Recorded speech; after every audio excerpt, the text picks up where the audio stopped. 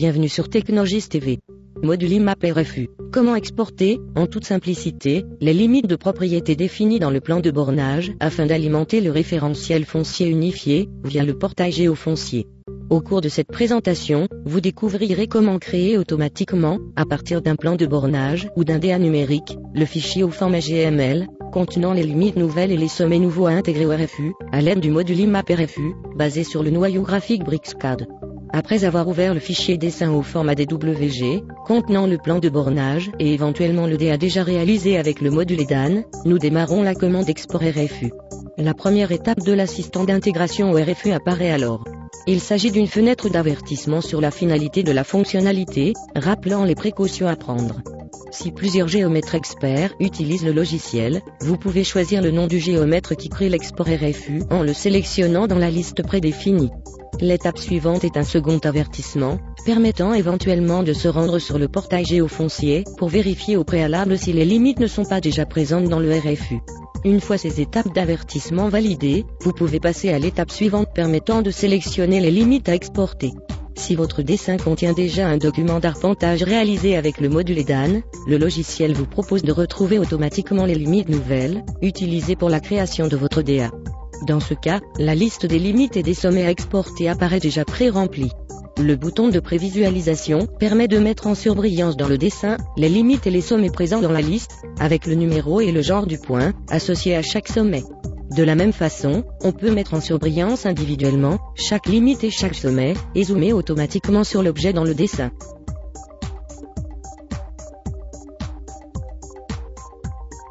Vous pouvez également modifier le genre et la précision de chaque sommet, en sélectionnant la valeur dans une liste prédéfinie.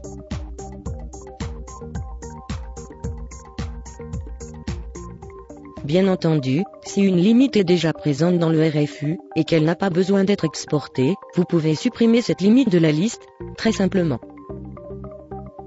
Une fois la liste correctement renseignée, vous pouvez passer à l'étape suivante vous permettant de sélectionner le système de coordonnées de votre levée. Le logiciel vérifie si le système choisi correspond bien aux coordonnées de votre levée, et vous signale toute incohérence par un message d'alerte rouge. Vous pouvez ensuite terminer l'export, afin d'obtenir la création automatique du fichier au format GML, fichier à transférer dans le RFU via le portail géofoncier.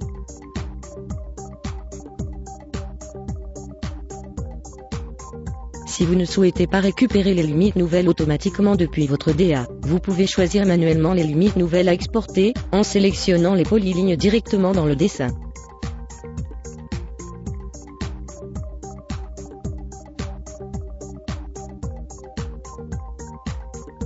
Les polylignes sélectionnées apparaissent donc ensuite, avec leur sommet, dans la liste des limites à exporter.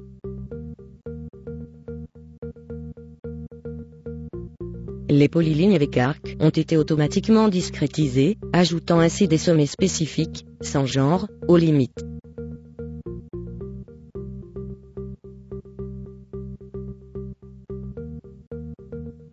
La dernière étape, avant export, vous permet de contrôler les différents objets exportés, sommets, points issus de la discrétisation d'arc, et segments.